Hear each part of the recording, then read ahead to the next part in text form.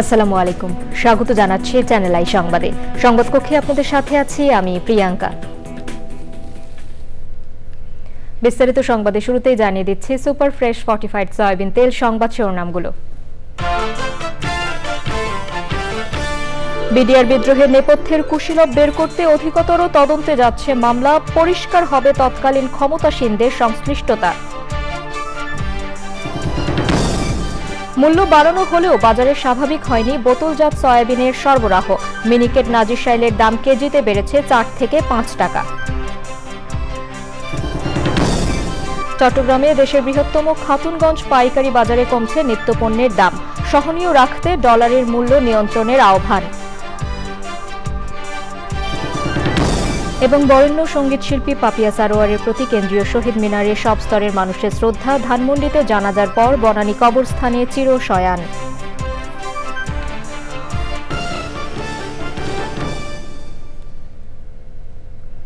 সংবাদ শিরোনামগুলো জানাচ্ছিলাম। এখনকার সংবাদ আয়োজন একই সঙ্গে চ্যানেল আই এর ইউটিউব চ্যানেলে এবং চ্যানেল আই এর ওটিটি প্ল্যাটফর্ম আই স্ক্রিনে লাইভ স্ট্রিম হচ্ছে। যাচ্ছে বিস্তারিত সংবাদে। পিলখানায় বিডিআর বিদ্রোহের ঘটনায় 57 সেনা কর্মকর্তা সহ 74 জন নিহত হওয়ার পেছনে নেপথ্যের কুশীলব কারা ছিলেন তা বের করতে তখন দায়ের করা হত্যা মামলাটি অধিকতর তদন্তে যাচ্ছে। 5 আগস্টের পট পরিবর্তনের পর নিযুক্ত মামলার নতুন চিফ প্রসিকিউটর চ্যানেল আইকে জানিয়েছেন, তখনকার ক্ষমতাসীন রাজনৈতিক নেতৃত্বের অনেকেই ওই ঘটনায় জড়িত থাকতে পারেন, যা তদন্তে আরও পরিষ্কার হবে। পরাগ আজিমের রিপোর্ট।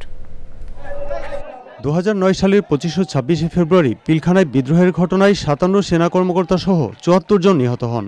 ওই ঘটনায় দায়ের হওয়া 2টি মামলার মধ্যে হত্যা মামলাটির চূড়ান্ত রায় হয়েছে প্রথমে বিচারিক আদালতে, পরে হাইকোর্টে। ওই রায়ের বিরুদ্ধে বর্তমানে সুপ্রিম কোর্টের আপিল বিভাগে বিচারাধীন আছে মামলাটি।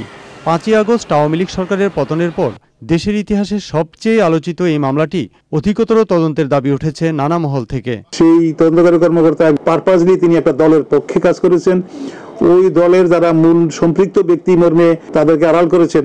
নেপথ্য নায়ক কারা ছিলেন, তাদের এই যে বিতর্কিত ভূমিকা কি কি ছিল, যাদের কারণে ওই সময়ে তাৎক্ষণিকভাবে ব্যবস্থা না নিয়ে একটা প্রলম্বিত সময় দিয়েছেন আসামিদেরকে খুন করা, খুনের পরে লাশ গুম করা, যাদেরকে এখন আসামিভুক্ত করা হয়েছে এরা ধরেন ডিডি হলো সর্বোচ্চ তাদের র্যাঙ্ক। এর বাইরে যারা আছে কলা কৌশলী, যারা এর ভিতরে কলকাঠি নাড়িয়েছেন বা বলা হয় অন্য দেশেরও একটা ইঙ্গিতে ইন্ধনে বা প্ররোচনায় বা তাদের দ্বারা ইন্ডাক্টেড হয়ে নিয়োজিত হয়ে জড়িত ছিলেন, সেই লোকগুলোকে আনা হয় নাই। সঠিক তদন্ত হলে ওই সমস্ত লোক আসবে মরবে, এটা আমরা ওইভাবে তথ্য পাচ্ছি। ওই ঘটনায় জড়িত কেউ যেন বিচারের বাইরে না থাকে, সেজন্যই অধিকতর তদন্তের উদ্যোগ, বলছেন চিফ প্রসিকিউটর। সেখানে প্রধানমন্ত্রী যাওয়ার কথা, অন দি ডে তিনি সেখানে যান নাই, কেন যায় নাই, এই প্রশ্নগুলো এসেছে মানুষের কাছে।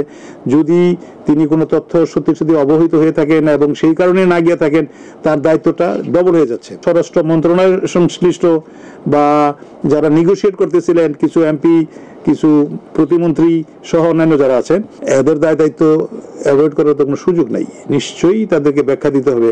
পিলখানায় বিদ্রোহ ও হত্যার ঘটনায় বিস্ফোরক আইনের মামলাটির এখনো বিচার সম্পন্ন হয়নি, এটিও দ্রুত শেষ করতে চাই প্রসিকিউশন। অ্যাভয়েড করার তো সুযোগ নাই। পরাগ আজিম, চ্যানেল আই, ঢাকা। দাম বাড়িয়ে দেওয়ার পরও স্বাভাবিক হয়নি বোতলজাত সয়াবিনের সরবরাহ। কিছু দোকানে মিললেও কিনতে হচ্ছে আরও বেশি দামে। মিনিকেট ও নাজিরশাইল চালের দাম বেড়েছে কেজিতে 4 থেকে 5 টাকা। কমতে শুরু করছে আলু, পেঁয়াজ সহ বেশ কিছু সবজির দাম। তবে সামান্য দাম কমায় সন্তুষ্ট নন ক্রেতারা। তারা জানালেন বাজার মনিটরিং এর অভাবের কথা। নাজিব বেগের রিপোর্ট। গেল কয়েক সপ্তাহ ধরেই বাজারে সয়াবিন তেলের সরবরাহে কৃত্রিম সংকট চলছে। আন্তর্জাতিক বাজার বিবেচনায় সয়াবিন তেলের দাম লিটারে 8 টাকা বাড়ালেও 4 দিনে স্বাভাবিক হয়নি সরবরাহ। তেল আছে অন্য কোম্পানির, যেটা আমার ওই যে বিভিন্ন ব্র্যান্ডের তেল। কাস্টমার এসে খুব খোঁজাখুঁজি করতেছে, আমরাও ডিলার পয়েন্টে ফোন দিতেছি, কোথাও কোনো তেল পাইতেছি না। দাম তো বাড়ছে, তো প্রোডাক্ট তো নাই। যথাযথ রসিদ দেখাতে না পারায় মোহাম্মদপুর কৃষি মার্কেটে এক ভোজ্য তেল ব্যবসায়ীকে জরিমানা করে ভোক্তা অধিকার সংরক্ষণ অধিদপ্তর। উনি আসলে অথেন্টিক ভাউচার আমাকে দেখাতে পারেনি, ওটা ওনাকে আমি লসে বিক্রি করতে বলেছি, কারণ আমি তো আসলে আইনের বাইরে ওনাকে কোনো ইনস্ট্রাকশন দিতে পারবো না। ভালো খবর নেই চালের বাজারে। কেজিতে 4 থেকে 5 টাকা বেড়েছে নাজিরশাইল ও মিনিকেটের দাম। বেড়েছে বাসমতি ও আটাশ চালের দামও। দাম বাড়ার জন্য পাইকাররা আড়তদারদের আর আড়তদাররা দায় চাপাচ্ছেন মিলাদদের উপর। মেল মালিকরা সিন্ডিকেটটা করতেছে, দামামান আদালত, ভোক্তা অধিকার একটু মনিটর করলে মনে হয় বাজারটা আবার নিয়ন্ত্রণে চলে আসতে পারে। যখন যে রেট দেয় বা যে রেট আমরা কিনি, আমাদের একটা কস্টিং আছে, মানে লোড আনলোডিং, নামানো খরচ, এর থেকে এরপর আমরা কিছু লাভ রাখে তারপর আমরা বিক্রি করি। কেজিতে 10 থেকে 15 টাকা কমেছে পেঁয়াজের দাম। নতুন আলুর দাম কমে এখন বিক্রি হচ্ছে 80 টাকায়। কমেছে বেগুন, মূলা, টমেটো সহ আরও কিছু সবজির দাম। নতুন সবজি কিছু দাম বাড়তি, আর পুরানগুলোর দাম কম। শীতকালীন সবজি যেটা আমরা এখন 50 টাকা 60 টাকা কেজি পাবো, এখন 100 টাকার নিচে কোনো সবজি এখন পাওয়া যাচ্ছে না। এক সপ্তাহে এলাচের দাম বেড়েছে কেজিতে প্রায় 500 টাকা। পাইকারি কিনেন, ওইখানে বাড়লে আমাদের এখানে বাড়ানো লাগবেই বলেন। গরুর মাংসের দামের হেরফের না হলেও বেড়েছে দেশি মুরগি ও ব্রয়লারের দাম। নাজিব বেগ, চ্যানেল আই, ঢাকা। এছাড়াও দেশের বৃহত্তম পাইকারি বাজার চট্টগ্রামের খাতুনগঞ্জে নিত্যপণ্যের প্রয়োজনীয় অনেক পণ্যের দাম কমতে শুরু করেছে। আমদানিকারক এবং ব্যবসায়ী নেতারা বলছেন, ডলারের দাম নিয়ন্ত্রণ করতে পারলে বাজার আরও সহনীয় পর্যায়ে আসবে। সরকার সয়াবিন তেলের দাম বাড়িয়ে দেওয়ার পর বাজারে সরবরাহ বেড়েছে। চট্টগ্রাম থেকে মোহাম্মদ ইকবাল হোসেনের ক্যামেরায় চৌধুরী ফরিদের রিপোর্ট। দেশের সবচেয়ে বড় পাইকারি বাজার চট্টগ্রামের খাতুনগঞ্জে পেঁয়াজ 65 থেকে 75 টাকা, রসুন 190 থেকে 198 টাকা, আদা 98 থেকে 100 টাকা, ছোলা 160 টাকা থেকে 110 টাকা ও চিকনজিরা 620 টাকায় বিক্রি হচ্ছে। তবে এলাচের দাম 3500 থেকে বেড়ে 4000 টাকায় বিক্রি হচ্ছে। এখন সামনে দেশি পেঁয়াজ আসবে, দেশি পেঁয়াজ আরো বাজার নিম্নমুখী হয়ে যাবে, বাজার বাড়ার কোনো সম্ভাবনা নেই। বিক্রি করছে আমরা 75 থেকে 76 টাকা পর্যন্ত। চিনির দাম আগে ছিল 130 টাকা, এখন 120। তেলের দাম 60 টাকা বাড়াতে জনগণের কোনো লাভ হয় না। তেলের সরবরাহ থাকার পরেও সিন্ডিকেটের কারণে ভোক্তা পর্যায়ে তেল সরবরাহ আমরা পর্যাপ্ত পরিমাণ পাচ্ছি না। আমদানিকারক এবং ব্যবসায়ী নেতারা বলেছেন, খাতুনগঞ্জে বিপুল পণ্যের মজুত হচ্ছে। তারা মনে করেন, ডলারের বাজার নিয়ন্ত্রণ করতে পারলে নিত্যপণ্যের দাম আরও কমবে। সহনশীলতা এখন সহনশীলতা আছে বাজার কমতির দিকে, কিন্তু যদি ডলারটা যদি আর একটু নিয়ন্ত্রণ করা যায় তাহলে আর একটু কমবে। জিরা কমছে, দারচিনি কমছে। ছোলাটা ছিল আগে বিক্রি করতাম 117 টাকা কেজি পাইকারি দামে, এখন 5 টাকা পর্যন্ত আমরা বিক্রি করতেছি। সামনের দিকে আরো মালের রেটটা আরো কমে যাবে। মালের সরবরাহ বাড়ার কারণে মালের দাম কমে যাচ্ছে, কোনো সংকট নেই, মালের প্রচুর পরিমাণ মাল আমদানি হয়েছে। খাতুনগঞ্জের আমদানিকারক এবং ব্যবসায়ীরা আশা করছেন, দেশে পণ্য আমদানির এই ধারাবাহিকতা অব্যাহত থাকলে আসন্ন রমজানে নিত্যপণ্যের দাম আরও কমবে। চৌধুরী ফরিদ, চ্যানেল আই, চট্টগ্রাম। শব্দদূষণ নিয়ন্ত্রণে এ মাসে শব্দদূষণ বিধিমালা চূড়ান্ত হবে বলে জানিয়েছেন পরিবেশ উপদেষ্টা সৈয়দা রেজওয়ানা হাসান। রাজধানীর গুলশান লেক পার্কে শব্দদূষণ নিয়ন্ত্রণে সচেতনতা বৃদ্ধি ও গাড়ি চালকদের পুনঃ প্রশিক্ষণ কর্মসূচিতে যোগ দিয়ে একথা বলেন তিনি। উপদেষ্টা বলেন, জানুয়ারি থেকে রাজধানীর 10টি পয়েন্টে শব্দদূষণ বিরোধী ক্যাম্পেইন পরিচালিত হবে। কর্মসূচিতে উঠে আসে রাজধানী সহ সারা দেশে শব্দ দূষণের বিরূপ প্রভাব ও উত্তরণের রূপরেখা। সে সময় টেকসই অগ্রযাত্রা নিশ্চিতে রাজুক ও সিটি কর্পোরেশন সহ সব পক্ষে সমন্বিত পদক্ষেপে গুরুত্বারোপ করা হয়।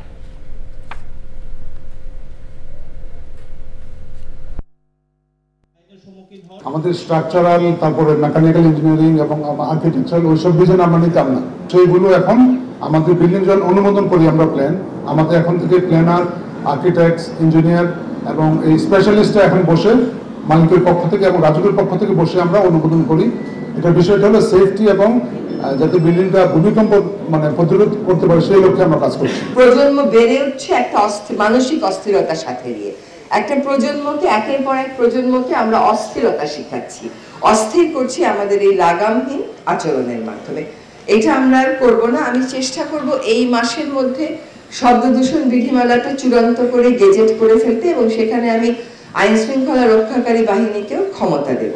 এটা ক্রমাগত একটা চর্চার মধ্যে রেখে আমাদের 1.5 থেকে 2 বছরের মধ্যে আমরা একটা পরিকল্পনা করে এটাকে নিয়ন্ত্রণে আমাদের আনতেই হবে। কোনো সভ্য দেশে এটা চলতে পারে না।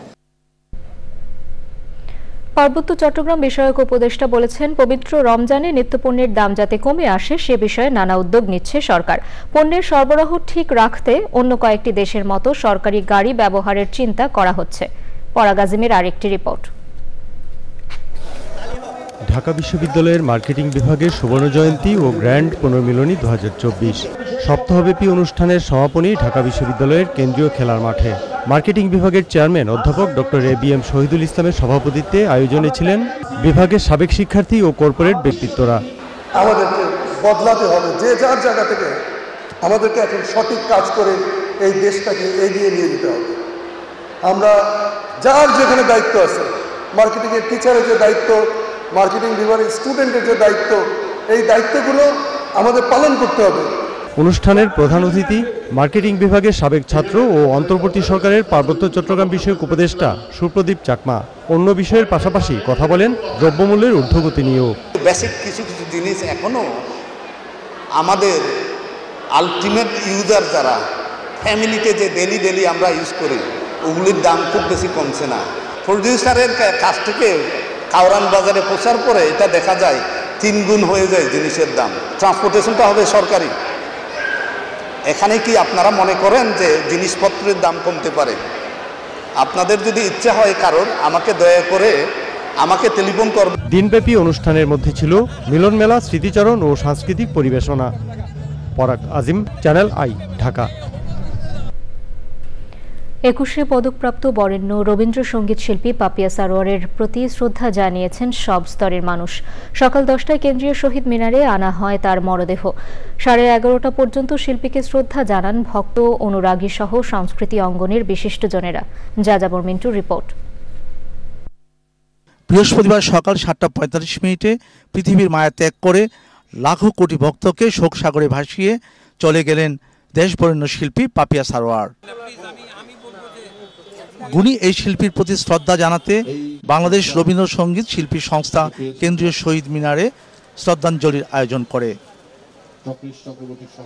বিভিন্ন সংগঠনের পক্ষ থেকে শ্রদ্ধা জানানো হয় গুণী এই শিল্পীকে।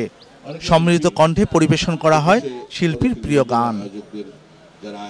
স্মৃতিচারণ করেন সংস্কৃতি অঙ্গনের বিশিষ্টজন ও পরিবারের সদস্যরা। শিল্পীর সম্মানে 1 মিনিট নীরবতা পালন করা হয়। জুমার পর ধানমন্ডি ঈদগাহ মাঠে পাপিয়া সারোয়ারের জানাজার নামাজ হয়েছে। বনানী কবরস্থানে চিরনিদ্রায় শায়িত হলেন রবীন্দ্রসঙ্গীতের বরেণ্য শিল্পী পাপিয়া সারোয়ার। যাযাবর মিন্টু, চ্যানেল আই, ঢাকা।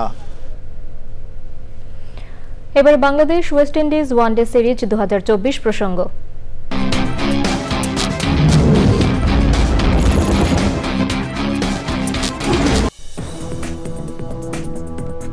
ফিরে এলাম বিরতির পর। উৎসবমুখর পরিবেশে ইস্পাহানি মির্জাপুর বাংলাবিদ 6ষ্ঠ বর্ষের খুলনা বিভাগের বাছাই পর্ব চলছে।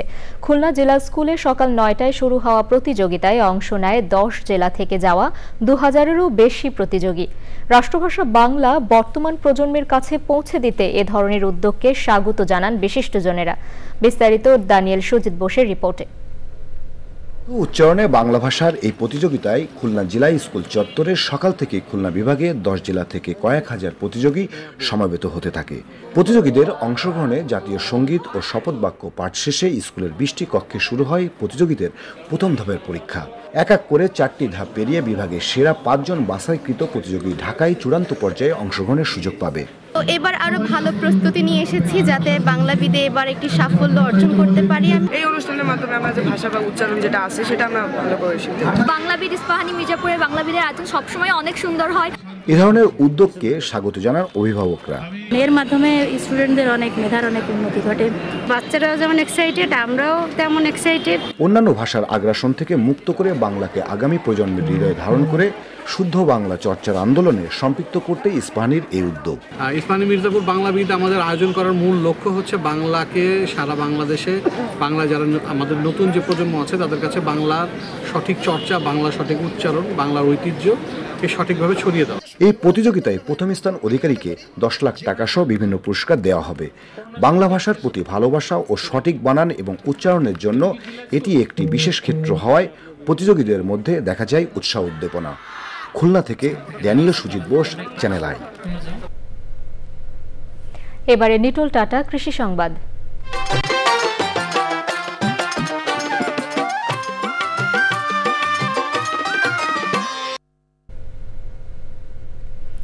ধান উঠানোর পর চলছে আলু রোপণের ধুম। এরই মধ্যে সার সংকটে পড়েছেন পঞ্চগড়ের চাষিরা। ডিলারদের কাছে মিলছে না প্রয়োজনীয় সার। বাজার থেকে প্রতি কেজি সার কিনতে হচ্ছে 5 থেকে 7 টাকা বেশি দরে। এছাড়াও জেলার চাহিদা অনুযায়ী মিলছে না সারের বরাদ্দ। এতে কৃষি উৎপাদন ব্যাহত হওয়ার আশঙ্কা করছেন কৃষকরা। পঞ্চগড় প্রতিনিধি এ রহমান মুকুলের তথ্য, ভিডিও চিত্রে আল মুকসিদের রিপোর্ট। আমন ধান কাটা ও মাড়াই শেষ না হতেই জমি তৈরিতে ব্যস্ত হয়ে পড়েছেন পঞ্চগড়ের চাষিরা। জমি তৈরি করে দ্রুত রোপণ করতে হবে আলুর বীজ। ঠিক এই সময়ই সারের সংকটে পড়েছেন তারা। নন ইউরিয়া সার সংকট ও ডিলারদের কাছ থেকে চাহিদা অনুযায়ী মিলছে না সার। টিএসপি সারের জন্য আমরা 2-3 দিন ঘুরলাম, পাই নাই। বাজারে কিনতে গেলে 1800-র উপর টাকা দাম। 4 দিন পরে সার পাইছি কালি 1 বস্তা করে মোটে। খোলা বাজারে সার কিনতে গিয়ে বাড়তি টাকা খরচ হওয়ায় বেড়ে যাচ্ছে উৎপাদন খরচ। বেশি দর দিয়ে কিনতে হচ্ছে আলুর বীজও। বাড়ি যাওয়ার পর আমরা পরবর্তীতে যখন আলু বিক্রি যাব তখন যদি পর্যাপ্ত দাম না পাই তখন তো আমার আরো সমস্যা। কষ্ট হচ্ছে আলু করতে, আমাদের লোকজন পাওয়া যাচ্ছে না, সারের খুবই সংকট। এদিকে আলু চাষের পরিধি 3 গুণ বাড়ায় সারের চাহিদা অনেক বেড়েছে বলে জানান ডিলাররা। গতবার দিত প্রতি বিঘায় 1.5 কেজি প্রতি শতাংশে, এবার দিচ্ছে কৃষক 3 কেজি। এই জন্য আমাদের এখানে সারের একটু সাময়িক সংকট হয়েছে। চাহিদা অনুযায়ী যদি আবার বেশি বরাদ্দ পাই তাহলে আল্লাহ দিলে সারের কোনো সংকট হবে না। জেলায় নভেম্বর মাসে ইউরিয়া সারের চাহিদা 5764 টনের বিপরীতে বরাদ্দ এসেছে 3099 টন। চলমান সংকট মোকাবেলায় সারের অতিরিক্ত বরাদ্দ চাওয়া হয়েছে বলে জানালেন কৃষি কর্মকর্তা।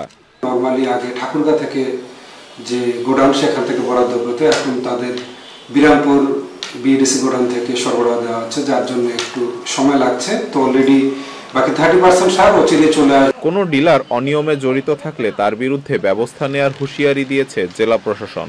আমরা যদি দেখতে পাই যে কোনো কৃষককে তিনি বলছেন যে আমি সারটা এনে কৃষকদেরকে দিয়েছি, বাট বাস্তবে কিন্তু দেখতে পাইছি সেই কৃষক সারটি পান নাই, তাহলে কিন্তু আমরা সেই সমস্ত ডিলারদের বিরুদ্ধে আইনানুগ ব্যবস্থা গ্রহণ করব। সার নিয়ে অনিয়মের বিরুদ্ধে জেলার বিভিন্ন এলাকায় চলছে যৌথ বাহিনীর অভিযান। আল মুকসিদ, চ্যানেল আই। এবারে প্রকৃতি সংবাদ।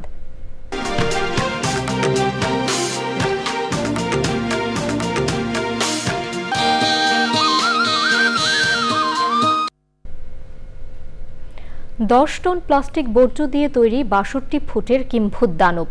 কক্সবাজার সৈকতের বালিয়াড়িতে অভিনব এমন ভাস্কর্য নজর কাটছে পর্যটক ও স্থানীয়দের। প্লাস্টিক দূষণে বিপর্যস্ত সমুদ্র রক্ষায় সচেতনতার বার্তা ছড়িয়ে দিতেই এমন আয়োজন।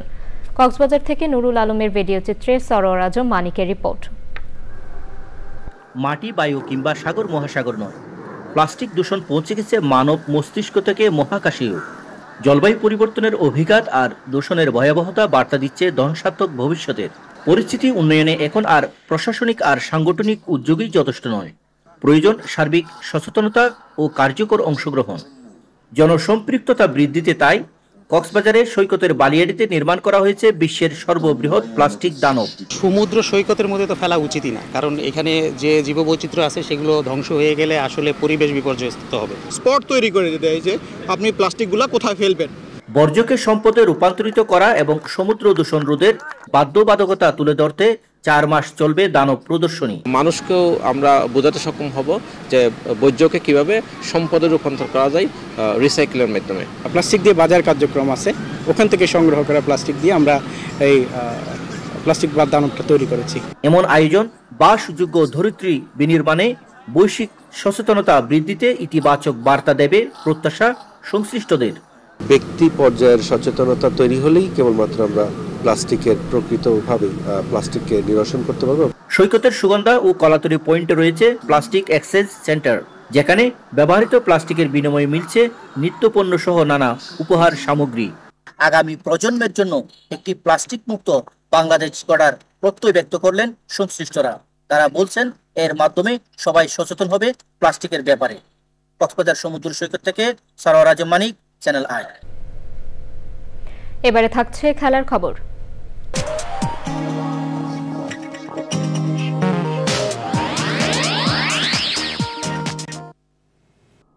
সংবাদ শিরোনামগুলো জানিয়ে দিচ্ছি আরো একবার। বিডিআর বিদ্রোহের নেপথ্যের কুশীলব বের করতে অধিকতর তদন্তে যাচ্ছে মামলা। পরিষ্কার হবে তৎকালীন ক্ষমতাসীনদের সংশ্লিষ্টতা। মূল্য বাড়ানো হলেও বাজারে স্বাভাবিক হয়নি বোতলজাত সয়াবিনের সরবরাহ। মিনিকেট নাজিরশাইলের দাম কেজিতে বেড়েছে 4 থেকে 5 টাকা। চট্টগ্রামে দেশের বৃহত্তম খাতুনগঞ্জ পাইকারি বাজারে কমছে নিত্যপণ্যের দাম। সহনীয় রাখতে ডলারের মূল্য নিয়ন্ত্রণের আহ্বান। এবং বরেণ্য সঙ্গীতশিল্পী পাপিয়া সারোয়ারের প্রতি কেন্দ্রীয় শহীদ মিনারে সব স্তরের মানুষের শ্রদ্ধা। ধানমন্ডিতে জানাজার পর বনানী কবরস্থানে চির শয়ান।